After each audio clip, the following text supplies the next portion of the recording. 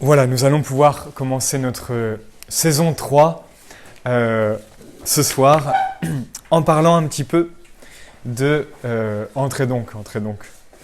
Nous commençons à l'instant. Rappelez-vous, nous avions vu la dernière fois donc l'existence de Dieu et nous avions essayé de voir ce qu'il était. C'était le moment où on n'avait pas trop compris, vous vous souvenez, parce que nous avions dit que Dieu était celui dont l'essence est l'existence. Bon, je n'y reviens pas, mais comprenons que donc Dieu nous dépasse. Nous avions fini un petit peu en contemplant le grand mystère de la Trinité. Évidemment que on pourrait passer toute une année sur ce grand mystère. Ce n'est pas le but. Je vous redirige vers le catéchisme de l'Église catholique ou autre pour pouvoir approfondir donc ce grand mystère. Je reviens juste un tout petit peu sur la Trinité pour que vous compreniez bien ce que nous allons voir ce soir. Dans la Sainte Trinité, on dit que le Père engendre le Fils et que le Père et le Fils, vous voyez, spirent le Saint-Esprit. Le Saint-Esprit procède du Père et du Fils. Et ces deux actions, si vous voulez, ou trois, comme vous voulez, on les appelle des œuvres ad intra, c'est-à-dire des œuvres qui sont en Dieu.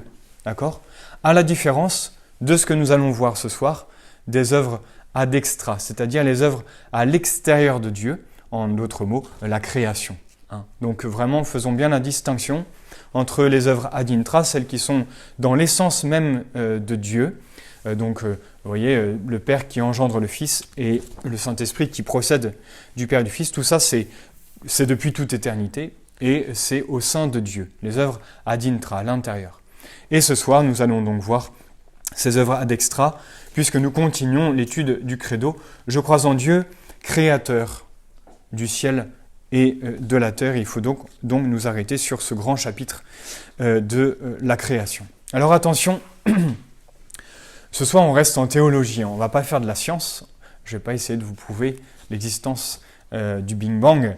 Non, ce n'est pas le but, puisque ce soir nous ouvrons la Bible ainsi que la tradition. Rappelez-vous, Dieu nous parle par la Bible et par la tradition. Et on va rester avec ces deux canaux, c'est-à-dire sous le regard de la foi.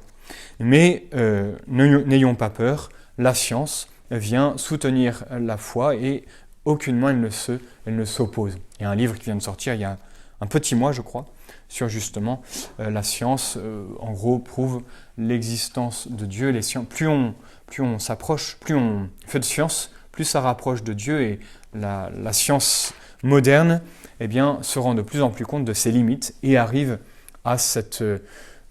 soit on arrive dans l'absurdité, soit on arrive dans le mystère. Vous voyez, en gros. L'absurdité, c'est-à-dire que ce qui est part de rien, ou alors le mystère, on parle de cause première, Dieu. Et c'est ce que ce fameux livre écrit par deux grands scientifiques essaye de montrer au monde, et c'est plutôt une bonne nouvelle que Dieu soit un peu remis à la mode. Une petite précision de terme avant d'avancer. Quand on parle de la création, ça signifie deux choses.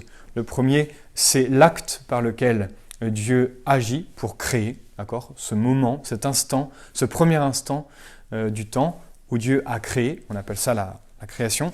Et ce mot désigne aussi tout ce qui existe autour de nous. Quand vous contemplez la création, justement, voilà, c'est ce même mot.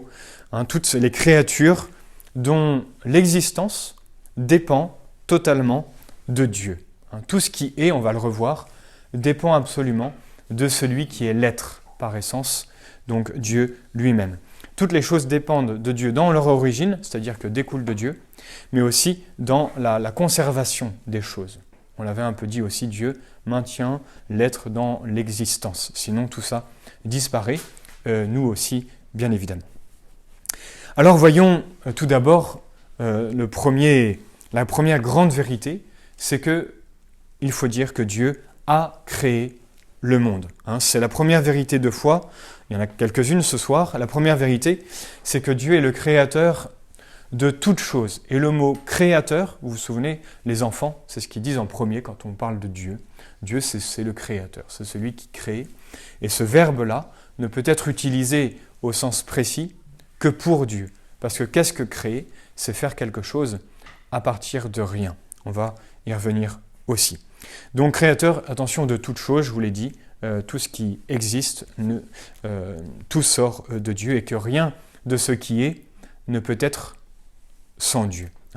Pourquoi ? Parce que Dieu est l'être subsistant par lui-même, c'est-à-dire la source jaillissante de tout l'être, un peu comme le soleil, si vous voulez, qui est la source de toute la lumière de nos journées. Aucune lumière ne vient d'ailleurs que du soleil. Eh bien, c'est un peu pareil pour l'être, tout ce qui est ne peut venir que de ce soleil qui est Dieu. D'ailleurs, Saint Jean, dans son prologue, vous savez, le prologue, c'est le premier chapitre de son évangile qu'on récite à la fin de la messe, en action de grâce. Il rajoute ce verset, le verset 3, hein, « Toutes choses ont été faites par lui », il parle du Verbe, donc de Dieu, et rien de ce qui a été fait n'a été fait sans lui. Hein, tout vient de lui, et rien ne sort si ce n'est de Dieu. Il est donc le Créateur, vraiment, ce mot, il faut vraiment s'y arrêter, même dans notre méditation, et Créateur, de l'univers visible et invisible, disons-nous dans le credo de Nicée-Constantinople. Vous savez qu'il y a plusieurs credos, il y a plusieurs symboles de la foi. Le symbole que nous récitons dans le chapelet, il est constitué de 12 articles. La tradition raconte que les apôtres, avant de se séparer, auraient écrit chacun un article. Et ça a fait 12 articles pour pouvoir résumer en une petite prière la foi.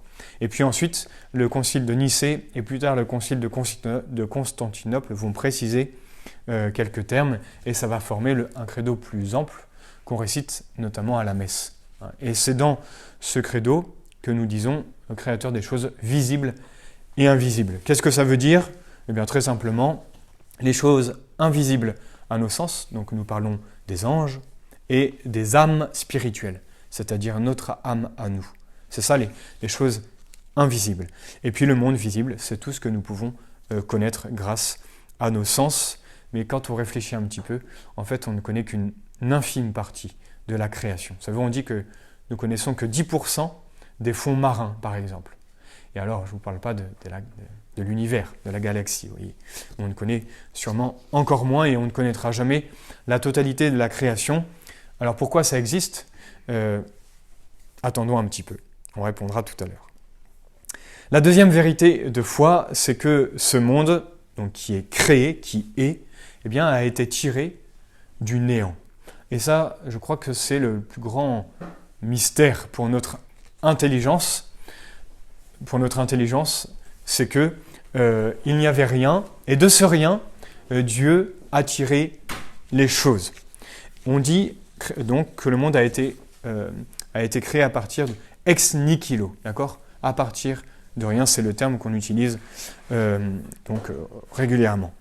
Attention, Dieu ne s'est pas servi d'une matière préexistante, comme l'ont souvent pensé les Grecs, les païens grecs, pour qui il y avait une sorte de matière, une sorte de magma, si vous voulez, pour résumer, qui était éternelle, et Dieu ou les dieux se seraient servis de cette sorte de matière éternelle pour pouvoir modeler les choses et faire l'univers que nous connaissons. Si vous avez bien compris ce qu'on a dit tout à l'heure, tout être dépend forcément de Dieu. Donc, pour que Dieu puisse créer, il ne s'est pas servi de quelque chose qui est préexisté. Non. Tout ce qui est découle donc de Dieu et il a tiré tout ça du néant.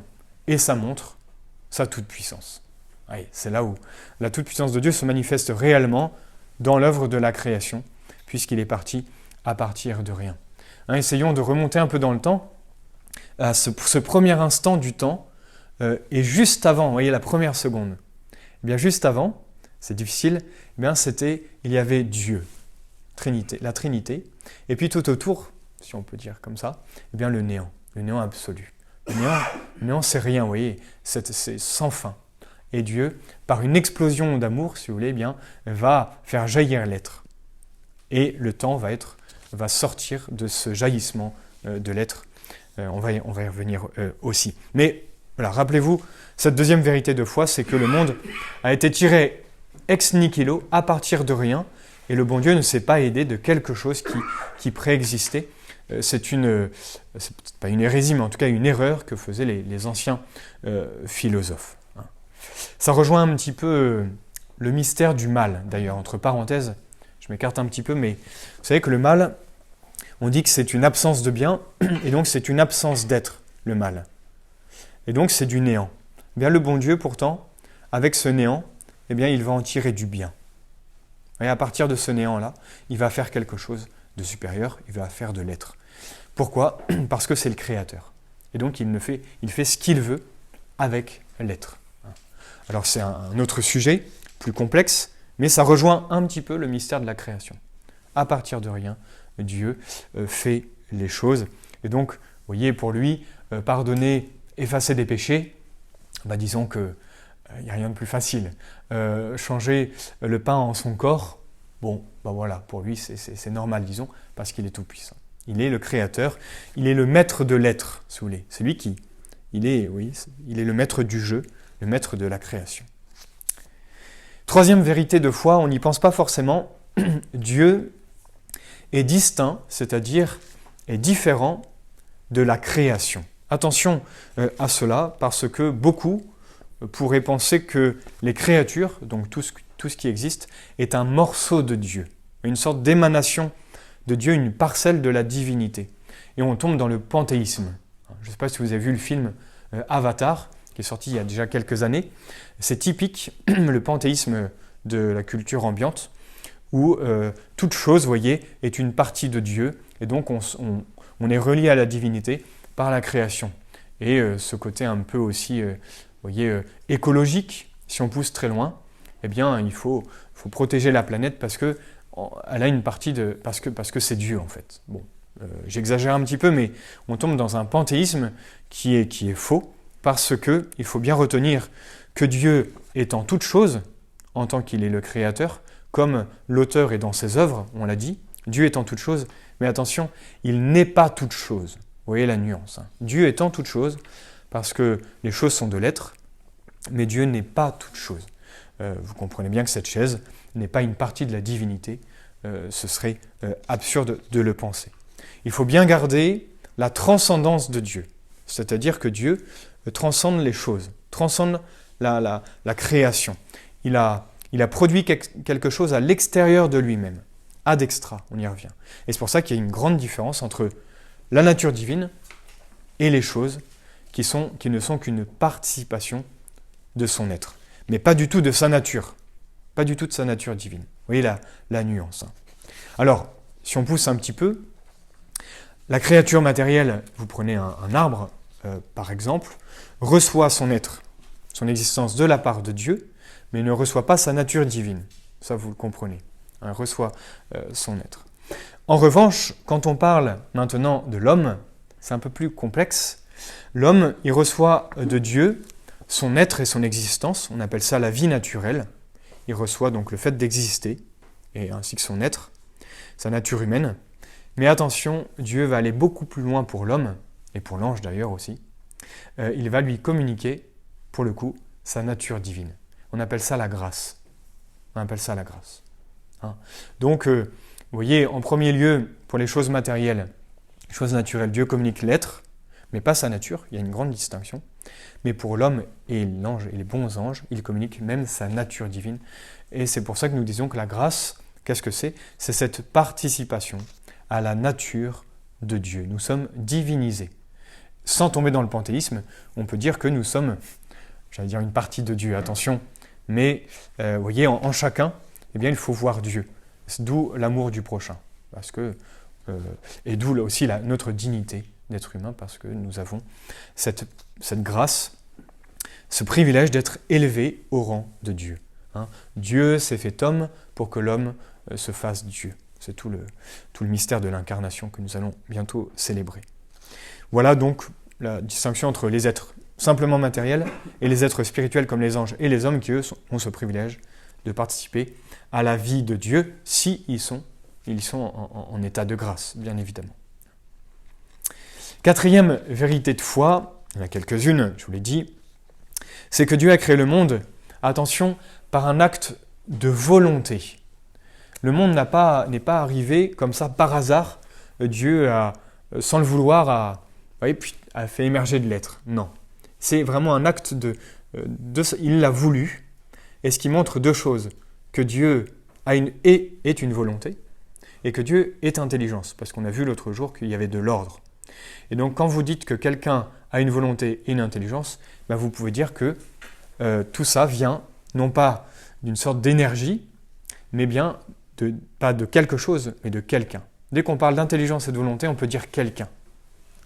Et la création montre qu'à la base, il y a eu une volonté, il y a eu une intelligence. Si on est juste dans le domaine de la raison. Après, la foi vient nous dire que Dieu, oui, est intelligence et volonté, et qu'il est même amour. Et que cet amour est la cause de la création. On va y revenir. Il a suffi à Dieu, vous voyez, de vouloir que les choses soient, et elles sont apparues. C'est dans le livre de la Genèse, c'est le tout premier livre de la Bible, qui nous raconte la création. Chapitre 1, verset 3. Dieu dit que la lumière soit, et la lumière fut, tout simplement. Parce que en Dieu, la volonté et l'être, ne font qu'un. Rappelez-vous, Dieu est simple. Dieu est un. Il ne faut pas distinguer les choses en Dieu. Et donc, quand Dieu veut quelque chose, en même temps, l'être arrive, si vous voulez. Comme on peut l'observer dans l'Évangile, les paroles de Jésus sont totalement efficaces. Lazare, lève-toi, et Lazare se lève. La tempête, calme-toi, la tempête se calme. La multiplication des pains, ceci est mon corps, ceci est vraiment le corps de Jésus, etc., etc. La parole de Dieu est une parole efficace, qui a une efficacité intrinsèque, liée à sa nature divine, évidemment. Donc, vous voyez, la création vient d'un acte de volonté toute puissante. Dieu n'est limité en rien, on l'a vu aussi le mois dernier, et c'est pour ça que sa volonté peut faire émerger du néant toute cette création magnifique que nous pouvons voir autour de nous. Alors, je vous pose une question. Est-ce que la création, l'œuvre de la création, vient seulement du Père, c'est-à-dire de la première personne de la Trinité, ou alors est-ce que la création vient de Dieu tout entier, c'est-à-dire des trois personnes?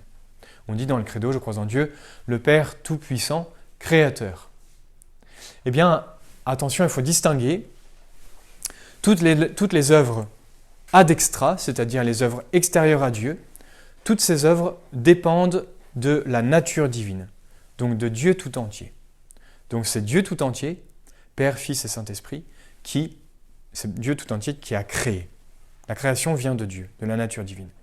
Mais on approprie, c'est un mot qu'il faut retenir, l'appropriation, on approprie certaines œuvres au Père, certaines autres au Fils, certaines autres au Saint-Esprit. Les œuvres de puissance, on les attribue au Père.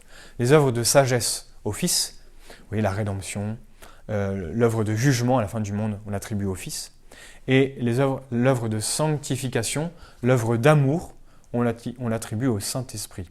Par exemple, l'incarnation, le fait que Notre-Dame ait conçu en elle le Verbe, c'est une œuvre d'amour, ça vient du Saint-Esprit, qui l'a recouvert de son ombre.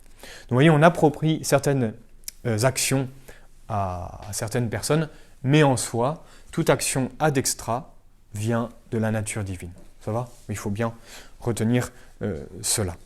Parce que la nature divine est unique, et donc toutes les œuvres extérieures à Dieu viennent de cette nature unique.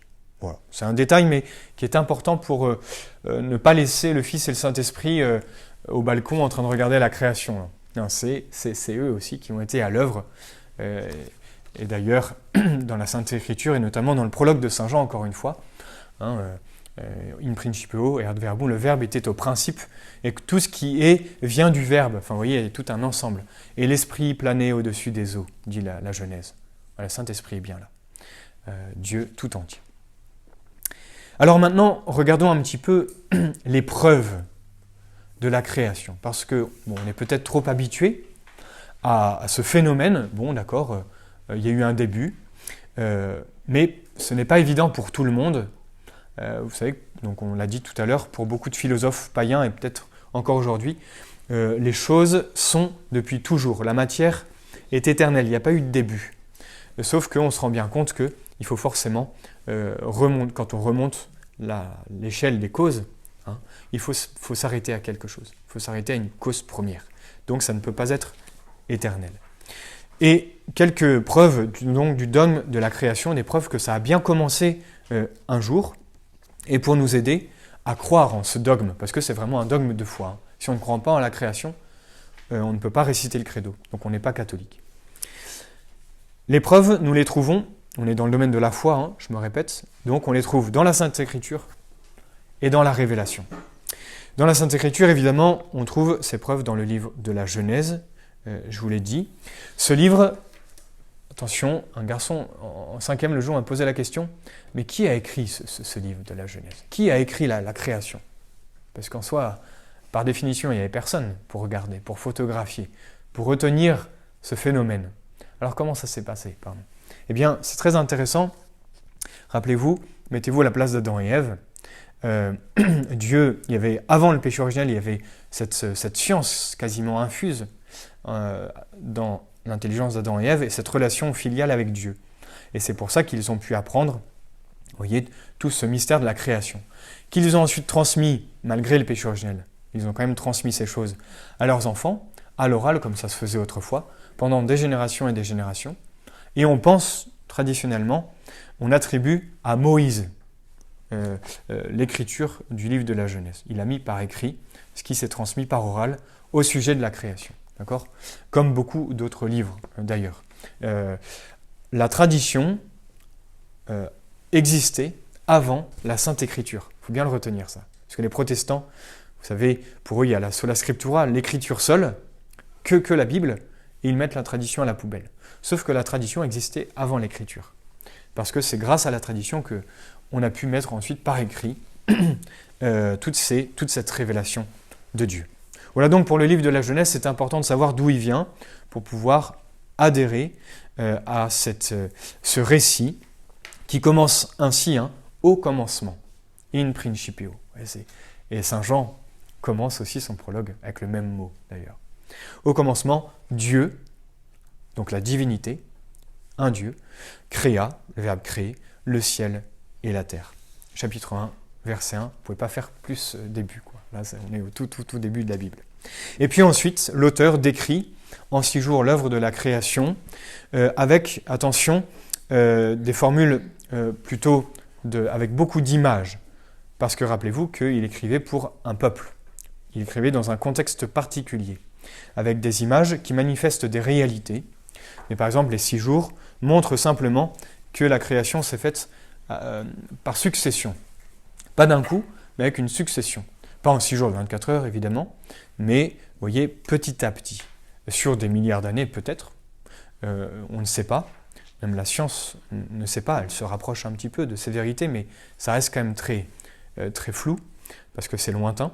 Mais le livre de la Genèse raconte, non pas scientifiquement, mais avec des images, parce que la Bible, je vous rappelle, est un livre avant tout théologique, et non pas scientifique. Quand vous voulez faire de la cuisine, vous n'allez pas lire un manuel de bricolage. Vous voyez, quand on veut faire de la théologie, on va voir la Bible. Quand on veut faire de la science, on va voir un livre de biologie. Il faut vraiment choisir son livre. Bien là, c'est un peu pareil. Attention à cela. Alors ce texte, nous pouvons retenir de ce texte 5 vérités. La première vérité, c'est que au commencement, à un temps donné, eh bien, Dieu va créer ce qui existe en dehors de lui. Je me répète, mais c'est important.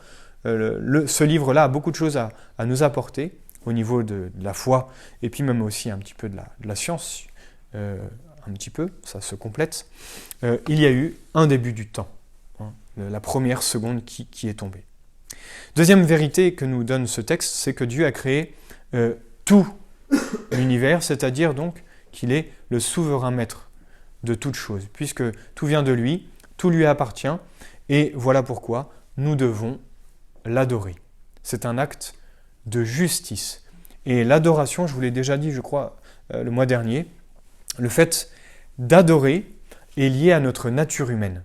Même quelqu'un qui est païen, pensez à toutes les religions un peu anciennes, tout homme, par nature, adore celui qui le dépasse, adore ce créateur, même si on le connaît de manière un peu vague. C'est un acte naturel d'offrir des sacrifices pour reconnaître notre dépendance envers ce créateur dont nous dépendons. Parce que s'il est créateur, tout dépend de lui, et donc je dois manifester mon hommage Voilà. C'est pas lié à la religion. Enfin, c'est une vertu de religion naturelle, si vous voulez. Mais plus tard, Jésus va nous apprendre comment rendre gloire à Dieu d'une manière parfaite par son sacrifice. La messe.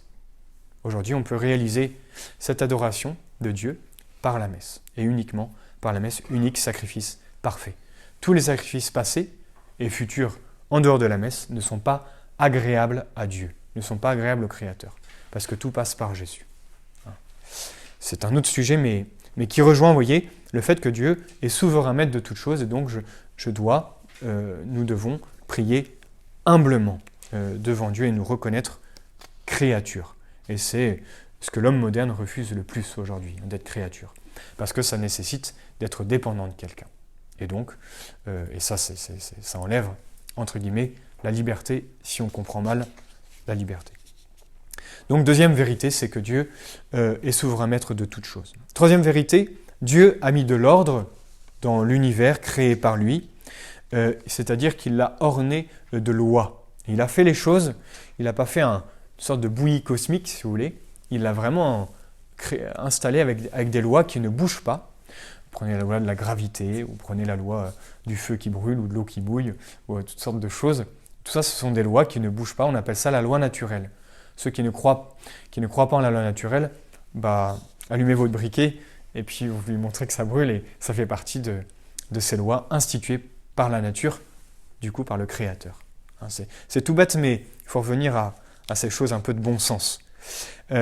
Dieu donc a installé cet ordre, et surtout, il va voir, Dieu vit que cela était bon, parce que tout ce que fait Dieu est parfait, et dans l'ordre, justement. On voit que chaque chose ont été créées les unes après les autres, d'où les 6 jours de tout à l'heure. Chaque chose a sa place, c'est très intéressant aussi de voir que quand on contemple un petit peu notre création, chaque chose a son rôle, a sa place, même si on ne comprend pas tout. Et cet ordre parfait manifeste donc une intelligence supérieure qui peut être une voie, vous voyez, pour prouver l'existence de Dieu. Je ne me répète pas. Quatrième vérité que nous donne ce texte de la Genèse, avançons un petit peu, nous arrivons au 6e jour, nous arrivons au sommet de la création. Nous allons arriver à ce pourquoi Dieu a créé ce qu'on appelle la planète Terre, où on peut vivre, puisque le 6e jour, il va y installer son chef-d'œuvre, l'homme et la femme. Il a commencé par le brouillon, il a fini par le chef-d'œuvre, on dit. Je ne sais pas qui dit ça, mais pourquoi pas. Dans tous les cas, l'homme en premier et la femme ensuite, vous le savez. Attention, il y a 2 récits de la création. Chapitre 1 et ensuite chapitre 2. Dans le chapitre 1, Dieu crée l'homme avec un grand H pour manifester l'unité de nature de l'homme et de la femme, l'égalité de nature. Et plus tard, hommes et femmes, il les créa à son image et à sa ressemblance, pour manifester la distinction, la complémentarité aussi, première chose. Et deuxième grande vérité, faisons l'homme à notre image, parce que, vous le savez, nous sommes constitués d'un corps bon visible et d'une âme spirituelle comme Dieu, qui est spirituel. C'est pour ça que nous sommes à l'image de Dieu, c'est là d'où vient notre dignité aussi. Ce n'est pas en fonction de notre agir que nous sommes dignes de ce que nous savons faire. C'est en raison de notre être. Ce n'est pas du paraître ou du faire, c'est notre être. Nous avons une âme, nous sommes à l'image de Dieu.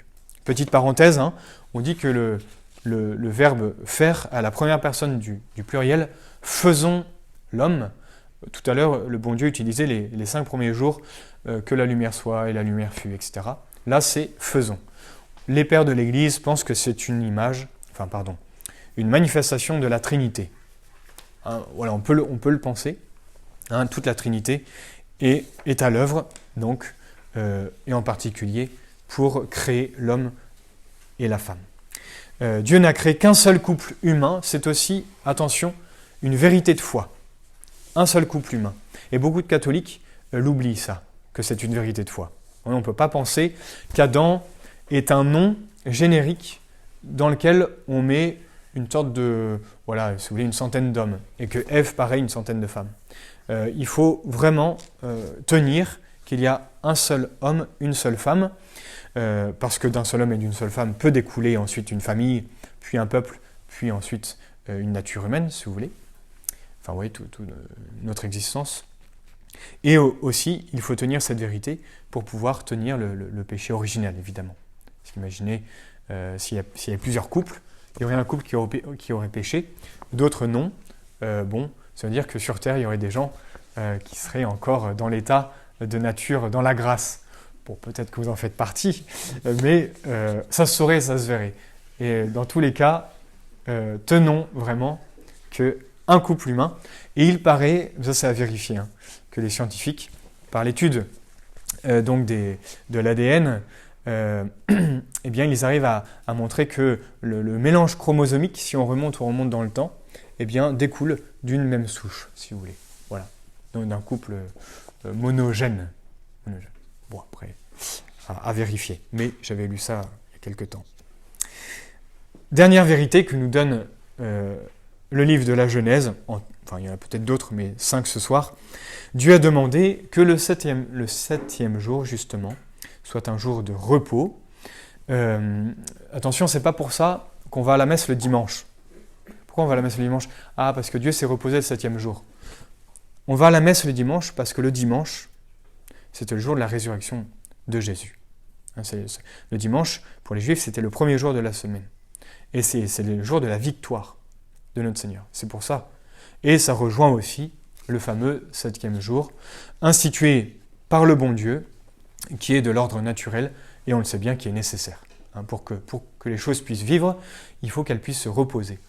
Et on voit dans notre monde activiste, un monde épuisé, parce que on travaille même le dimanche. C'est une autre question.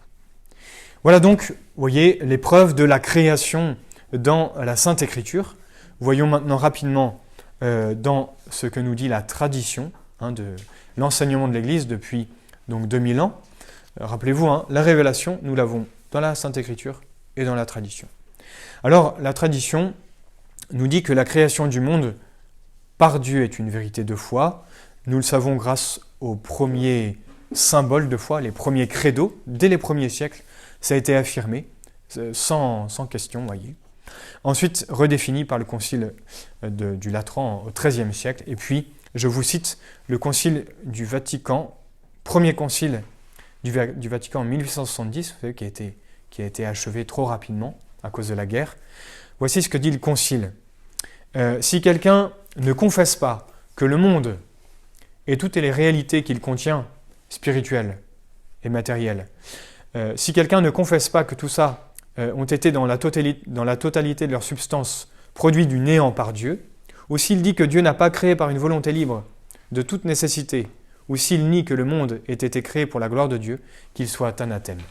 C'est un style, mais à l'époque, on donnait à la fin des professions de foi, on mettait des règles comme ça. Si quelqu'un ne dit pas qu'il soit anathème, c'est-à-dire qu'il soit mis de côté, parce que, il n'est pas dans la foi. Au moins, c'était clair. Et si on voulait savoir si on était catholique, il n'y avait plus qu'à lire, et il n'y avait pas d'ambiguïté. Donc, vous voyez, premier concile du Vatican qui rappelle bien ce que l'Église a toujours cru sur la création, en ce qui concerne le fait que les choses viennent de Dieu, soient sorties du néant, de par la volonté de Dieu, volonté libre. Alors avançons et voyons quelques objections et controverses au sujet justement de ce mystère. Ça reste quand même un mystère de la création. De nos jours, beaucoup de gens prétendent et croient que le récit de la création, justement, qu'on peut lire dans la Genèse, est en opposition avec la science. On l'a dit un peu. Avec les découvertes de la science moderne, nous retrouvons le débat quotidien, disons, entre notre foi et la raison, entre la foi et la science, mais surtout, n'ayons pas peur de ce débat qui traîne depuis toujours. Et au XIXe siècle, au XXe siècle, on est tombé dans deux hérésies, deux erreurs. Le fidéisme, de dire que la foi n'a pas besoin de preuves pour connaître Dieu, etc. Donc on est tombé dans un versant qui n'est pas bon. Un peu la foi du charbonnier, ça a été condamné. Et on est tombé aussi dans le rationalisme, C'est-à-dire qu'on n'a pas besoin de la foi, on n'est que dans le domaine de la raison. Mais il faut lier les deux, d'accord ? Foi et raison. C'est ce que va faire entre autres Jean-Paul II dans Fides et Ratio, une encyclique, et bien sûr le discours de Benoît XVI à Ratisbonne. Je vous invite vraiment à le relire. Il faut prendre son temps, mais il rappelle vraiment ces notions que la foi s'enracine dans notre intelligence. Et donc que la foi est aidée par la science, est aidée. En tout cas, elles se complètent l'une l'autre. Il n'y a aucune opposition, et gardons bien cela. Il ne faut pas avoir peur des avancées scientifiques, au contraire. Rien qu'un exemple, le linceul de Turin, les découvertes archéologiques en Terre Sainte. Encore tous les mois, on découvre des choses qui montrent que l'Évangile, dans son texte, parlait de tel monument, par exemple. Et puis on se dit, mais n'importe quoi, on n'a jamais découvert ça. Et sauf qu'en 2020, on découvre que l'Évangile disait vrai. Oui, la science vient soutenir ces vérités de foi, et c'est très consolant. Et c'est normal, puisque la foi et la science viennent du même auteur, qui est Dieu. Et Dieu ne peut pas se contredire. Alors, dans notre sujet, il faut simplement retenir que l'écrivain sacré, dont je vous parlais tout à l'heure, Moïse, n'a pas voulu donner un texte scientifique, mais vraiment un texte de type religieux. Et c'est toute la question des styles, des genres littéraires. Et je vous rappelle que quand nous lisons la Bible, il faut lire le texte avec l'esprit de l'auteur. C'est comme tout livre, que ce soit un roman policier ou un journal, ou un article de journaliste, il faut se mettre dans l'esprit de l'auteur. Eh bien, quel est l'auteur de la Bible ? C'est le Saint-Esprit. Il faut se mettre dans l'esprit du Saint-Esprit pour bien lire la Bible, pour ne pas s'égarer. Et quand vous prenez la Bible et le Saint-Esprit, vous secouez un peu, eh bien ça donne le catéchisme. Voilà pourquoi il faut plus, disons, il faut lire la Sainte Écriture, bien évidemment.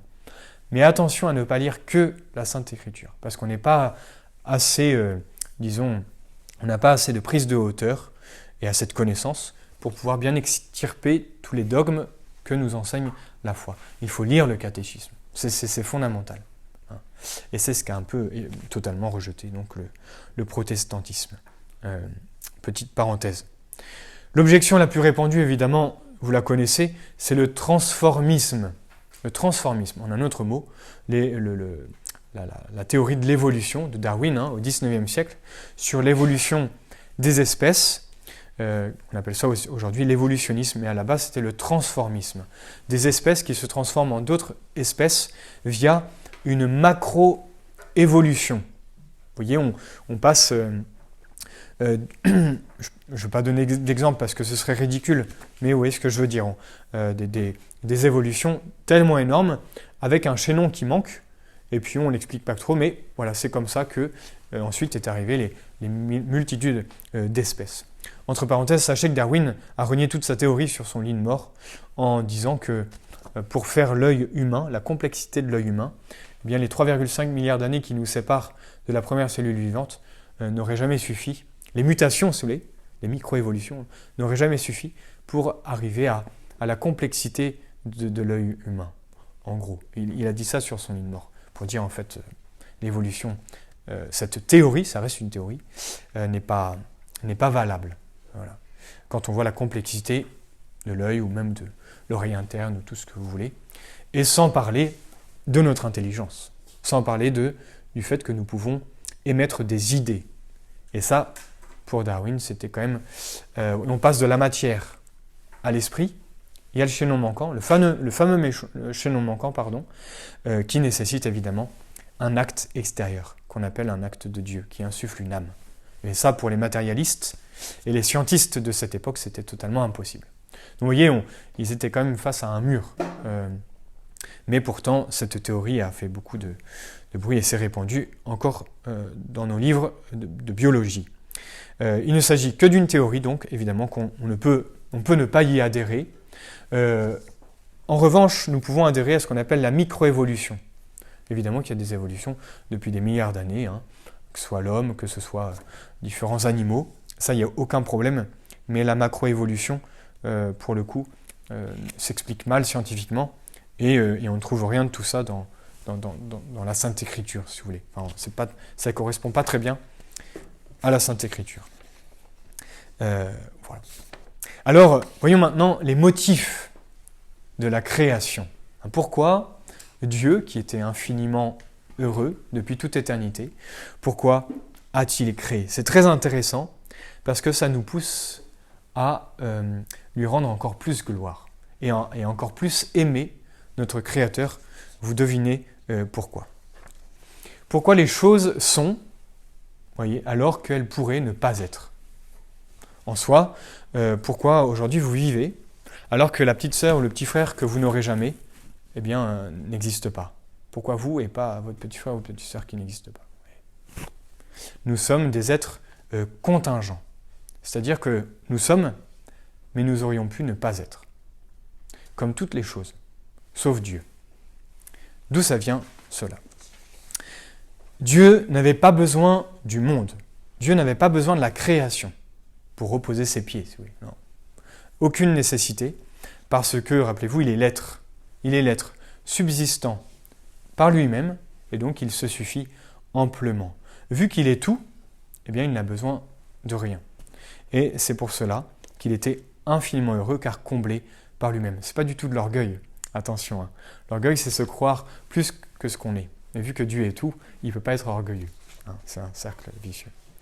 Donc depuis toute éternité, Dieu est infiniment heureux, et pourtant, eh bien, il a créé, nous le voyons, autour de nous.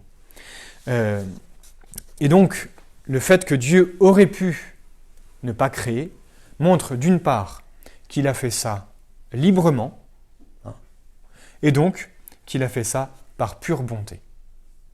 Librement parce qu'il a une intelligence et une volonté, donc il a décidé par un choix libre, et par pure bonté, parce que il veut, vous allez le voir, faire participer certaines créatures, faire participer ces créatures à son bonheur éternel.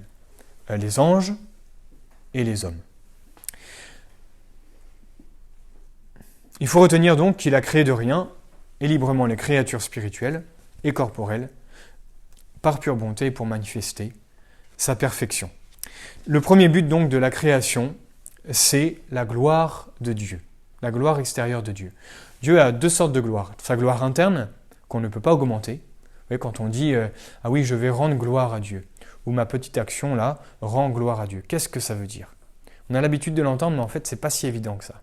Vu que Dieu est tout et qu'il ne change pas, ma petite action, qu'est-ce qu'elle change pour Dieu? Elle ne change pas sa gloire interne, sa gloire essentielle. Elle change ce qu'on appelle la gloire accidentelle, sa gloire externe à lui, quand on fait quelque chose de bien, ou quand on va adorer le Saint-Sacrement, par exemple, on augmente la gloire accidentelle de Dieu. C'est une petite nuance, mais qui permet de bien comprendre, de bien garder le fait que Dieu ne change pas et qu'il se suffit à lui-même, et en même temps que nous, pauvres petites créatures spirituelles, pourtant on peut justement augmenter cette gloire accidentelle. Et donc, Dieu a créé pour manifester sa gloire. C'est ce que dit le psaume 19, que vous connaissez sans doute. Les cieux, c'est David, roi David, qui dit ça, les cieux racontent la gloire de Dieu et le firmament annonce l'œuvre de ses mains. Quand on contemple, eh bien, nous voyons la toute-puissance de Dieu, la gloire de Dieu. C'est pour ça qu'on parlait des galaxies tout à l'heure, qu'on ne connaîtra jamais. Pourquoi ont-elles été créées? Pourquoi ont-elles été sorties du néant? Pour montrer la gloire toute-puissante de Dieu et aussi sa gratuité. Je ne sais pas si vous avez déjà pensé à toutes les milliards et les milliards et les milliards de feuilles mortes qui tombent chaque année, qui ne reviendront jamais. Eh bien, c'est la gratuité de Dieu. Les milliards de graines, prenez un pissenlit, vous soufflez, les milliards de graines, il y en a une sur 30 000, il y en a une qui servira, et les autres. C'est la gratuité de Dieu. Sa toute puissance. Et pour manifester sa gloire. C'est merveilleux. Oui. La contemplation nous permet cette action de grâce. Se rendre gloire à Dieu par cette contemplation. Entre parenthèses, je vous rappelle que nous, hommes, donc qui avons une connaissance, cette possibilité de connaître, c'est notre rôle à nous d'être le chantre de la création, c'est-à-dire de rendre gloire à Dieu. Parce que prenez le soleil. Le soleil, il est magnifique, mais il ne sait pas qu'il est magnifique. Il ne le sait pas. Et donc il ne peut pas rendre gloire à Dieu. À qui doit le faire? Eh bien c'est l'homme. Nous sommes les chantres de la création. C'est saint François d'Assise, hein, ce poème à la création. C'est vraiment notre rôle, et il ne faut pas l'oublier. Il faut savoir rendre gloire à Dieu pour toutes ces choses qui nous entourent, parce que, de par leur nature matérielle, elles ne peuvent pas rendre gloire à Dieu directement. Alors, pourquoi suis-je sur la terre? Premier point, pour la gloire de Dieu. C'est tout. Pour la gloire de Dieu. Nous avons été créés en premier pour cela. Ainsi que l'arbre qui est ici, que la montagne qui est là-bas, que le soleil, que la galaxie qu'on ne connaîtra jamais. Tout ça, c'est pour la gloire de Dieu. Bon. Il s'est fait plaisir. Le bon Dieu s'est fait plaisir. Vraiment. Voilà. Le deuxième but de la création, je vous le disais tout à l'heure, c'est parce que le bon Dieu veut faire participer certaines créatures à son bonheur éternel, donc les anges et les hommes que nous sommes. Et comprenez que c'est en rendant gloire à Dieu que nous serons heureux. Tout est lié. Les deux buts, en fait, sont liés. La gloire de Dieu et notre bonheur, Dieu les a liés pour que nous puissions trouver notre bonheur en lui. Et voilà. Bon, je ne m'étends pas. Pour finir, un petit mot sur la création des anges, c'est-à-dire donc des êtres invisibles et même des premières créatures que Dieu a créées. Si on invente le temps, vous voyez, Dieu a créé en tout premier, évidemment, les anges et ensuite les choses visibles. Les anges ont été créés, il faut un petit peu parler d'eux parce qu'on les oublie trop, notamment notre ange gardien qui est bien présent ici et je les salue, mais c'est important de ne pas les oublier et de les prier parce qu'ils ont un rôle très important dans notre vie de tous les jours et aussi dans la création. Définition, les anges sont de purs esprits, c'est-à-dire qu'ils n'ont pas de corps, créés par Dieu, pourquoi? Pour servir Dieu et chanter ses louanges. C'est tout. Servir Dieu et chanter ses louanges. Ce sont de simples esprits, mais pourtant, attention, ça ne fait pas d'eux des êtres simples. Il n'y a que Dieu qui est simple. Pourquoi? Parce que les anges sont composés d'une essence et d'existence. Je n'approfondis pas, mais en eux, ils sont moins compliqués que les hommes, mais il y a quelque chose. Vous voyez, on peut distinguer des choses dans l'ange. C'est pour ça qu'il n'est pas égal à Dieu, et notamment aussi parce qu'il est une créature de Dieu. Sachez aussi que chaque ange forme une nature en lui-même. Nous, on est une nature humaine, et bien chaque ange forme une nature particulière. Voilà. Non pas simplement une personne particulière, mais une nature particulière. C'est intéressant. Un dominicain, un professeur dominicain, quand il voulait donner un exemple concret, il parlait des anges. Voilà. Parce que pour lui, les anges, c'était concret. On peut le penser, en tout cas. L'ange n'est absolument pas lié à un corps. Quand on le représente avec les ailes, c'est pour représenter sa rapidité, son instantanéité aussi, de leur agir, de l'obéissance envers Dieu. Et quand il apparaît aux hommes en prenant un corps, c'est tout à fait possible, il n'est pas lié à ce dernier. Et c'est pour ça qu'il est supérieur à l'homme, parce qu'il est esprit pur. Il a donc une intelligence beaucoup plus parfaite que l'homme, et il a une connaissance intuitive des choses. Plus il est proche de Dieu, plus il connaît les choses. Vous savez qu'il y a plusieurs hiérarchies angéliques. Il y a des petits, des moyens, des grands, des très grands. Et les très grands transmettent à ceux qui sont en dessous les connaissances qu'ils ont de Dieu. Il y a toute une transmission de la connaissance. Tout ça, on le sait grâce à la Sainte Écriture, aussi un peu de philosophie, de l'essence même des anges, et puis de la tradition. Donc ils ont une connaissance intuitive, et le fait de savoir qu'ils ont une intelligence plus parfaite que la nôtre, c'est intéressant surtout quand on parle des démons. Parce que le démon, on va y revenir, est un ange déchu, pourtant il garde une forte intelligence, pour ça qu'il est malin.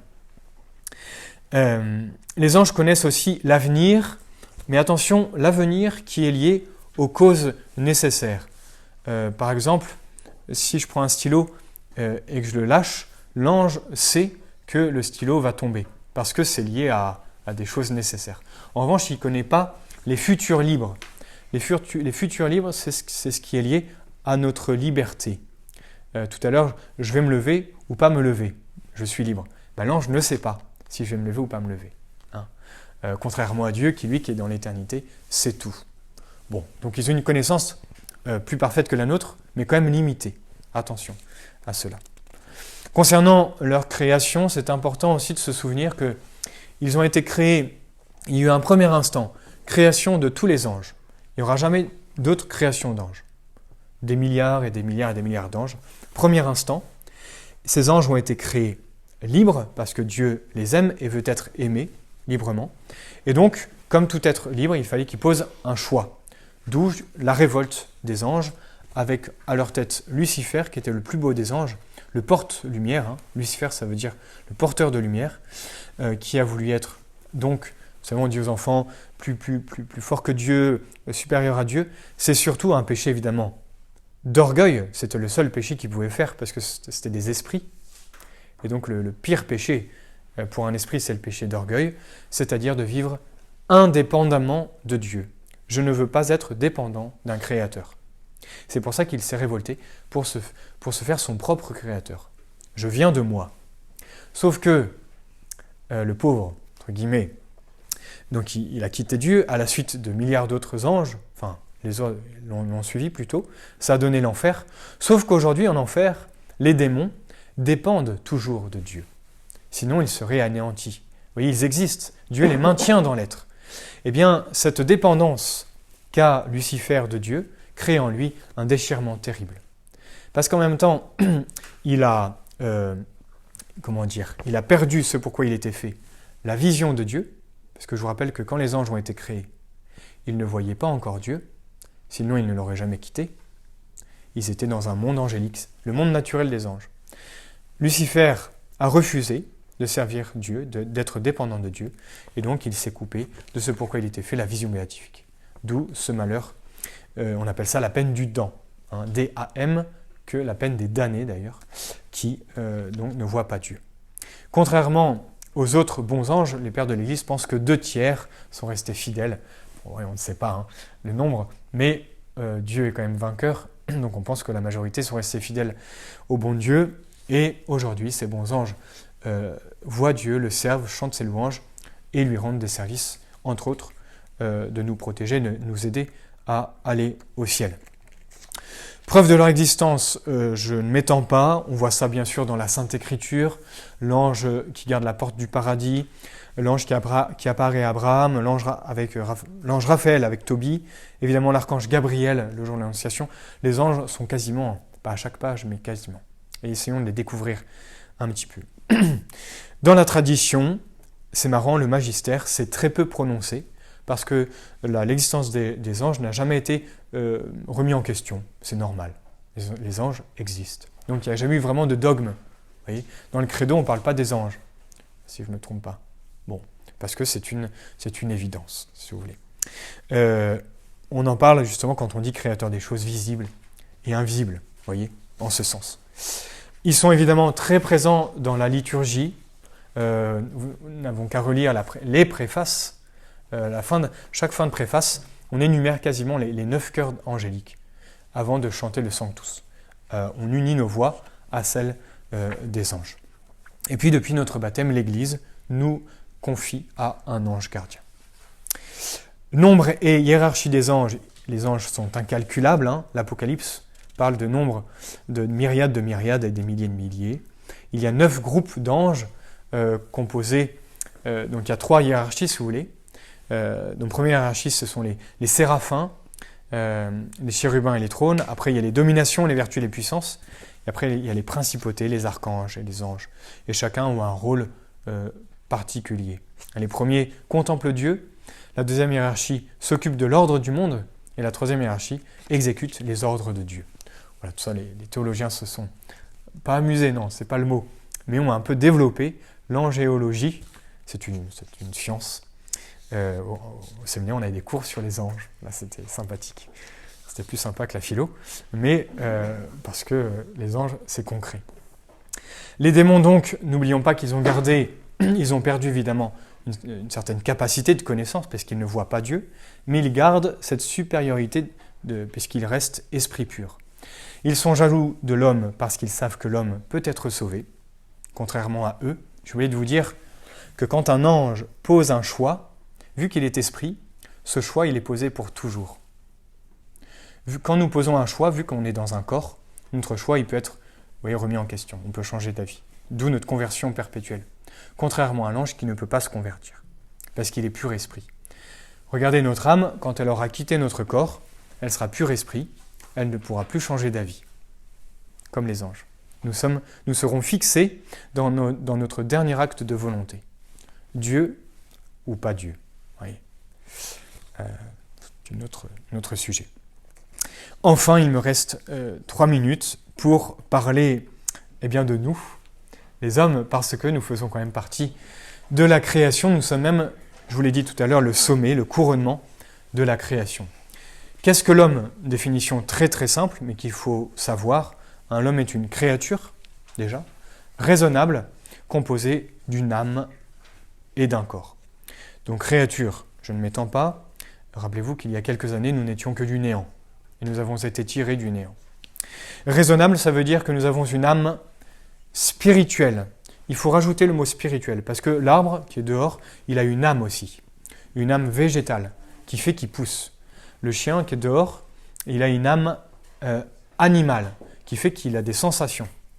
Mais ce ne sont pas des âmes spirituelles. Il n'y a que nous qui avons une âme spirituelle, c'est-à-dire composée d'une intelligence et d'une volonté. Une intelligence pour posséder le vrai, pour connaître le vrai, et le vrai ultime parfait, c'est Dieu, et une volonté pour posséder le bien, et le bien parfait, c'est Dieu. Voilà pourquoi nous ne serons comblés que par la vision de Dieu. Notre cœur est sans repos tant qu'il ne repose pas en vous, Seigneur, dit saint Augustin. Quand on comprend ce qu'est une âme, on comprend pourquoi. Nous ne sommes jamais totalement assouvis ici-bas. Attention, cette âme spirituelle, elle n'est pas dépendante de la matière. C'est pour ça qu'elle peut exister sans notre corps. Mais attention, elle est dans un état imparfait. Au moment de notre mort, il y a séparation du corps et de l'âme. Notre âme ira au ciel, mais saint Thomas précise, l'âme, tant qu'elle n'a pas retrouvé son corps, est dans un état imparfait, même si elle est au ciel. Mais imparfait, il faut le prendre avec des pincettes. Nous sommes tellement corps et âme que nous serons pleinement heureux que lors de la résurrection des corps, qui est un dogme de foi. Et notre corps à nous, pas celui du voisin, est un corps glorieux. Voilà pourquoi il faut respecter son corps et encore plus, évidemment, prendre soin de son âme, la grande oubliée dans notre monde. Dieu a créé l'homme et la femme dans un état, vous le savez, parfait. On dit un état aussi, un état de grâce. C'est important ça. À votre avis, est-ce que Dieu a créé l'homme dans un état de nature pure, c'est-à-dire juste dans la nature sans la grâce? L'état de nature pure n'a jamais existé. Quand Dieu a créé l'homme, tout de suite, il a mis dans son âme la grâce. Tout de suite, l'homme a été enfant adoptif de Dieu. On est avant le péché originel. Voilà. Il y a eu ce fameux, avant le péché originel, il faut que je vous dise quand même que Dieu nous a donné 3 sortes de dons.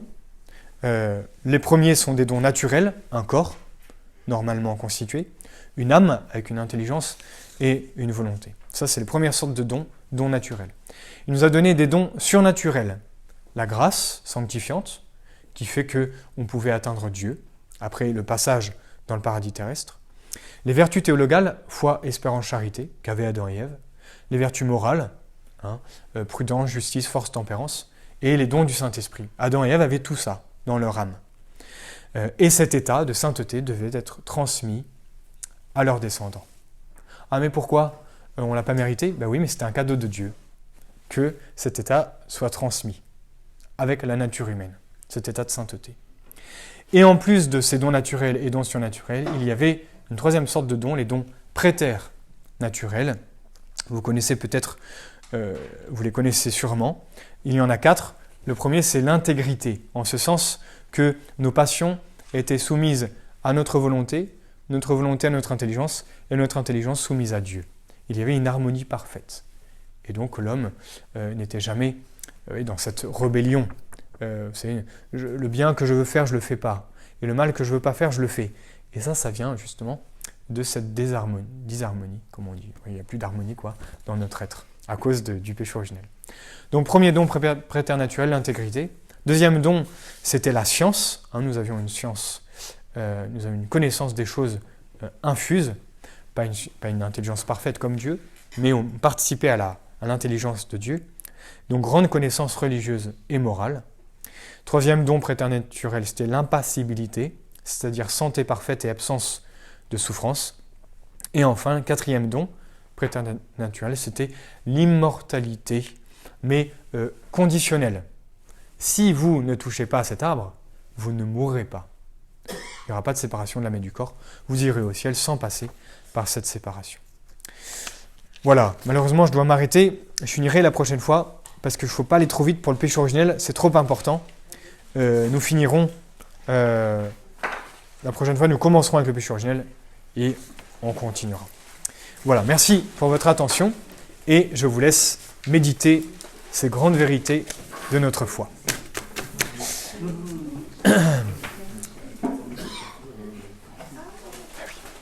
Pas dire de bêtises.